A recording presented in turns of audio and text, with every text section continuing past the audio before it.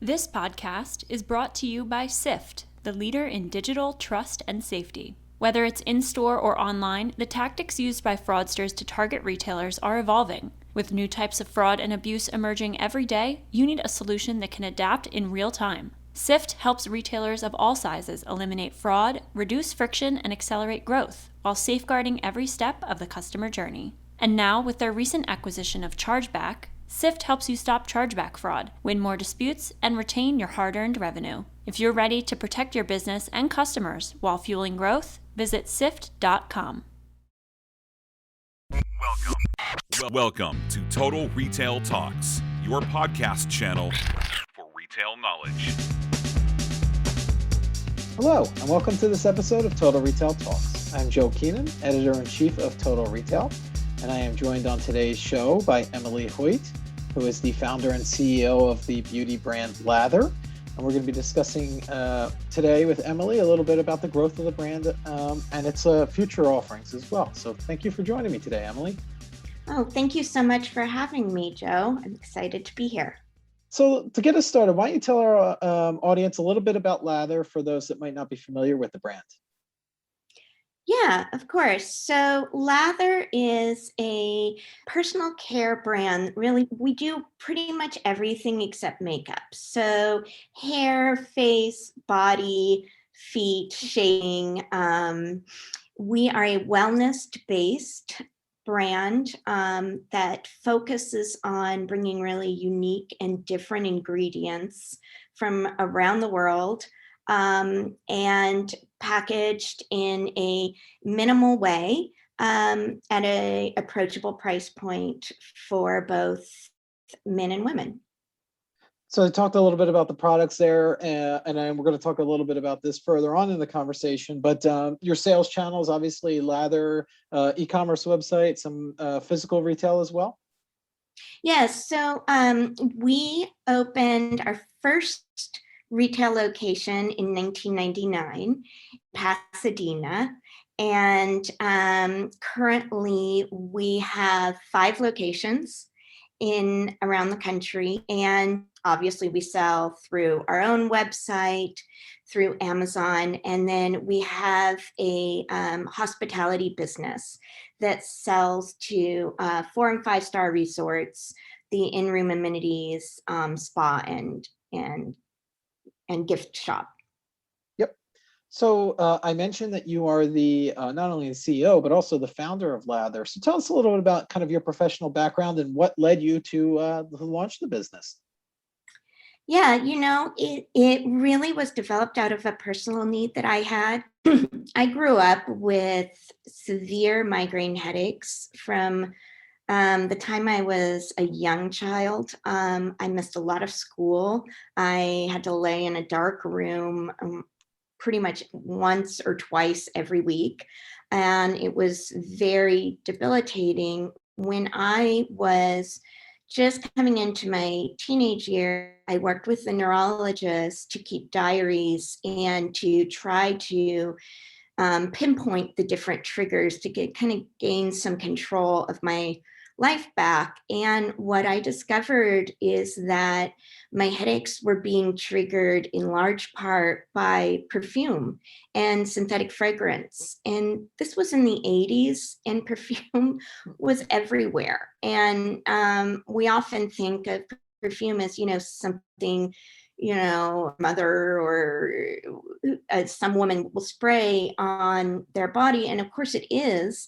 And that certainly was prevalent. But it's actually in all sorts of products. And so in trying to eliminate anything with perfume in it from my life, my day-to-day products around the house, cleaning products, had to really look at everything that I was interacting with or that was around me and my environment. And what I learned was I just had to clean out so many products, from sunscreen to all my shampoos to makeup, laundry detergent, and reading the labels and continuing to see the word fragrance or perfume or parfum as it was labeled often.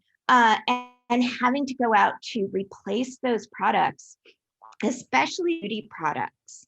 I was a teenager. I wanted to have hair products and makeup and fruity shower gels and everything that being a teenage girl is excited about. And looking at the ingredient labels, both the high-end department stores, which I sure was going to have something special and unique, to the drugstores, I found that they were the same ingredient lists almost exactly.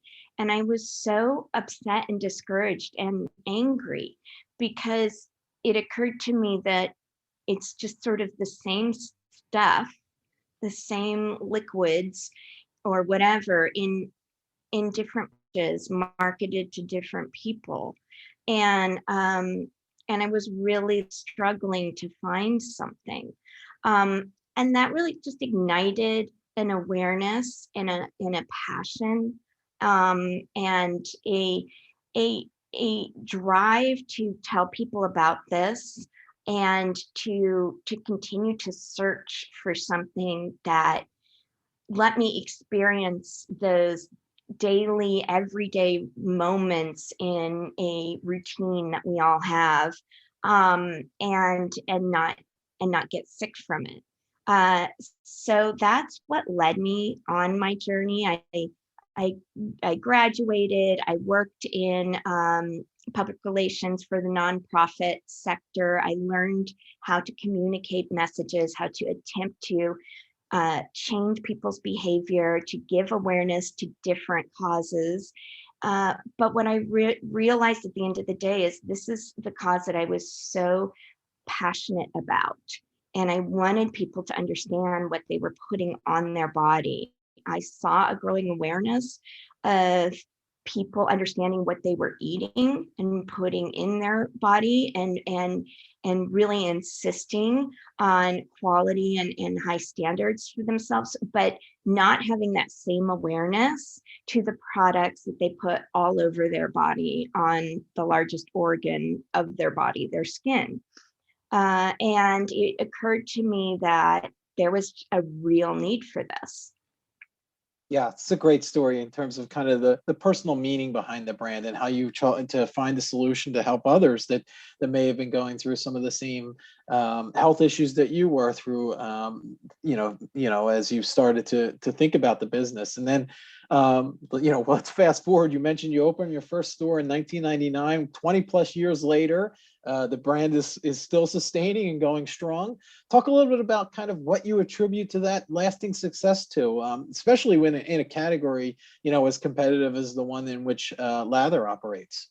Yes, and it's always the beauty space, personal care space has always been competitive. In the early days, it was the fact that we were using natural-based ingredients. We were one of the only ones, and that getting the customer over that hurdle that our products were safe, that they were effective, and that these were better options for them was sort of the first thing.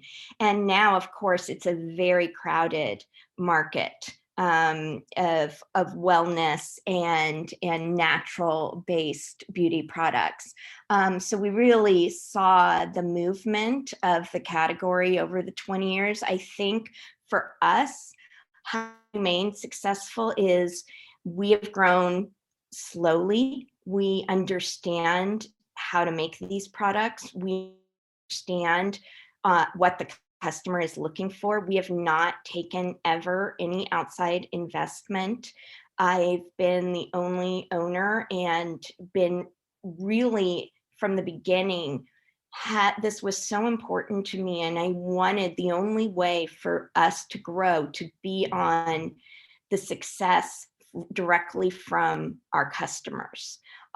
So I liked retail. I want to see the customers experiencing the product. I want to look at their face. We have sinks in all our stores. We let them try. I want to see what they like and what they don't like. And that's how I've built my business. I feel nowadays the customer somewhere else for so many startups, and they don't see that reaction of when they're interacting with the product. And I think it's easier to grow something meaningful that's real and that's tangible when you're interacting with your customer and you're seeing what they like, what they don't like, especially in the beginning. I think it's essential. Yeah. Tell us, just to kind of follow up there, Emilie, tell us a little bit about your customer. How do they, become, aware of the Lather brand and, this potential, fit for them and their lifestyles and, potential products, all that they're able to use. And so tell us a little bit about kind of that discovery process and your typical customer. Are they finding you at a younger age? I would imagine it's primarily women. It is primarily women, although we have a large male customer, that a large population of males that do love lather. We don't use, of course, the perfumes. We have simple packaging. We don't have a lot of makeup type products.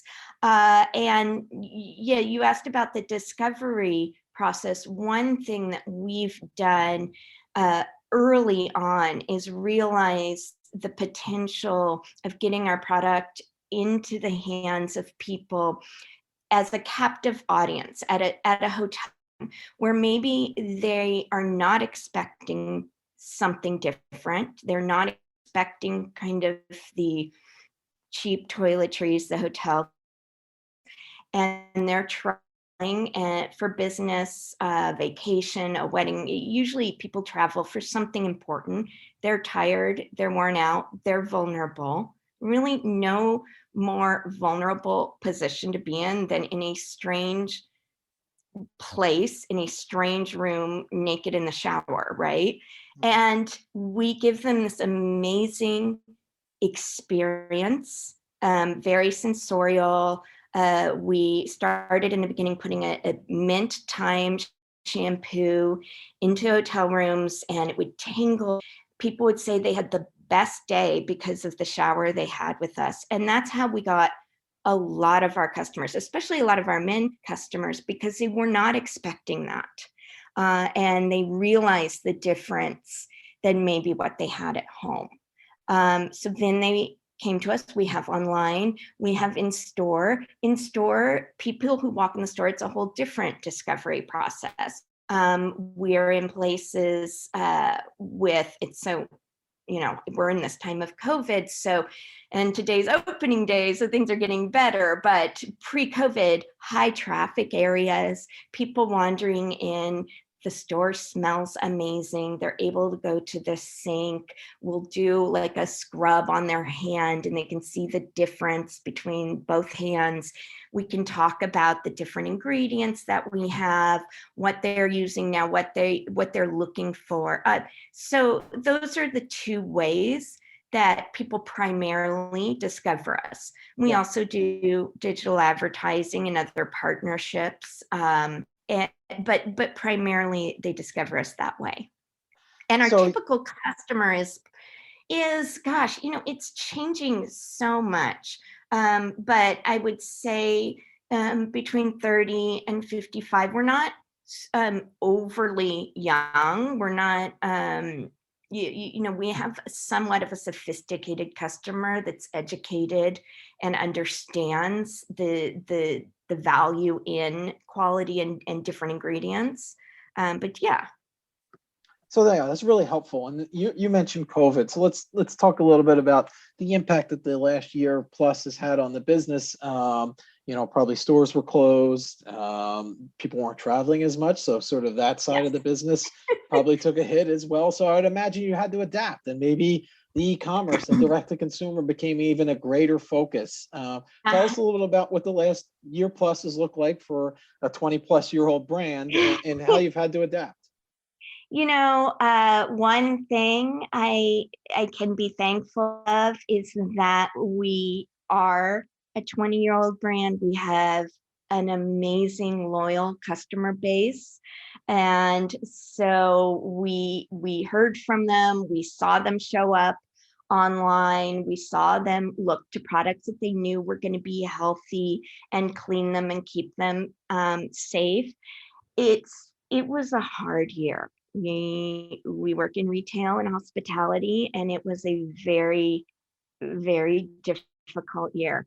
I think what it allowed us to do, though, is really dive in to our e-commerce and try to communicate in a more effective way, in a better way, and to reach out to our community, encourage them to share their journey with us, and really leverage the history that we've built, and also really highlight some of our knowledge on wellness-based products during this time when that couldn't be more important.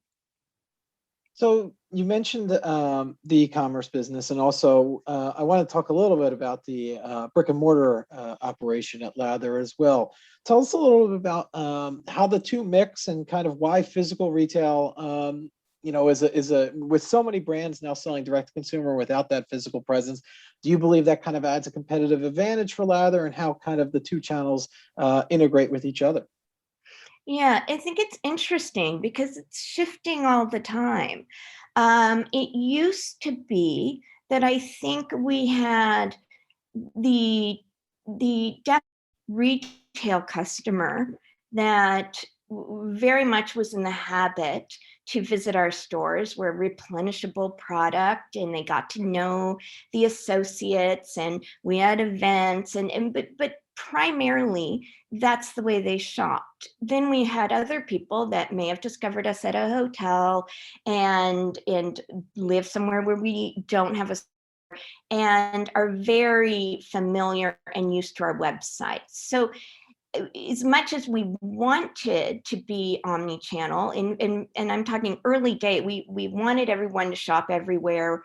We didn't see that as much as we have recently, not just with COVID. I mean, even pre-COVID, I think people are adapting to shopping many different ways, but definitely during COVID, we had to try everything we could to bring our store customers back online. And we did the buy online, pick up on store. We did curbside. We did all sorts of sharing of what our community was up to, supporting the local nurses in the areas we have store locations, etc., so that we could remain a presence. It's these stores and online are interacting now so much more. We have more technology. The data integration is getting better all the time. It used to be that sometimes people who would shop at the store wouldn't want to give us their information, or they wouldn't. Now they're really seeing how essential it is if they are wandering by and they don't remember what they got last time, or they need to return something, etc. And that helps connect everything digitally. Yeah, and giving that convenience to your customer, to your point that they're expecting, consumers now are expecting kind of those personalized experiences where the brand should know them, and you're able to connect those data points together to make that possible. Yes. And as for your other question, yes, I think the retail locations definitely give us a competitive edge. And it's not only because customers can come in and see it in person and smell it and see the way our stores are laid out and see the plant walls and see all the ingredients in person. And we have a custom blending bar, we have sinks, we have parties, we have all sorts of fun things.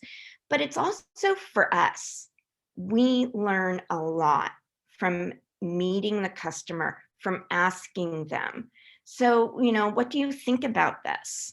Or, to watch their reactions when we show them a new product, to ask them what they want to see from us. It's different when you're doing that over an email survey or over a review for a request for a review. When you're in person, you see their facial expression right away, and you get a sense if you are making a real exciting impact, or if it's just, it's okay, or if they can't stand it, they don't like the way it smells. So that's really what gives us a competitive edge. It's one thing to be in a conference room with a bunch of people and everybody thinks you've got the winning product, but it's another thing when you are interacting with people that don't work for you. Yeah. And also for your product line, getting to experience the product, the smell of it, the way it, that's something that really can be conveyed online. So that in-store experience helps to get that across as well. Right. And to make sure the products work for them. I started the brand because products weren't working for me. And so it pains me to think somebody might order something without being able to experience it. It just in the case, it doesn't work for them. Not every product is for everyone. We make we have a product for everyone, but sometimes people will think they need one face mask when actually they need a different one because they're actually dry. Or they have combination skin, and being able to interact with them in person and make sure they're getting that right product is really important. So then my final question, Emilie, is we've talked a lot about where we're at today. How about looking ahead and where, you mentioned the retail stores are back reopening. Tell us a little bit about what you're doing to plan to continue to scale and continue growing the Lather brand as you've done over the first 20 plus years here. Yeah, I think there's a lot of opportunity right now. Especially actually all areas across all of our channels. I think what I'm most excited about is reconnecting. And so I have been thinking the best ways to reconnect with our customers and to enjoy that a little bit, to be able to have in-person events again, to be able to see people kind of on the other side of this. We produce products that are used every day by people. We're on their nightstand, we're in their shower, we're on next to their sink. We're by them all day, every day. And it's going to be really exciting to spend some time reconnecting again with them and seeing them on the other side of this. I think that there's tremendous opportunity, especially in the areas that we excel, which is wellness-based personal care and the trust that we've earned over the years. I think those are two things that people are looking for more than ever. They want a product they can trust. They want a company they can trust. They want people they can trust. And they want products that are healthy for them. I mean, if we learned anything, it's that there's no luxury as great as our health. So scaling for retail and e-commerce, we're really looking at both. I think we see areas for both, and I just think that this is going to be an exciting year, especially for our company. Yeah, it sounds like a great opportunity. And to your point, kind of you've created those relationships. People have really come to trust and count upon the products that you offer. And Lather has helped to, make people's lives better and care about their health. As you mentioned, and we really have come to realize how important that is. So I want to take the opportunity to thank, again, Emilie Hoyt, who is the founder and CEO of Lather, for joining us on today's episode of Total Retail Talks. Thanks for joining me, Emilie. Thank you so much, Joe. Thanks for listening. For more information on this podcast, please check out our podcast channel page at mytotalretail.com/podcast for show notes. Total Retail Talks is available on Apple Podcasts, Google Podcasts, Stitcher, and Spotify. Make sure to subscribe on our podcast channel page as well. If you've enjoyed this episode, please take a few moments to rate and review this podcast. Thanks, and until next time, this has been Total Retail Talks.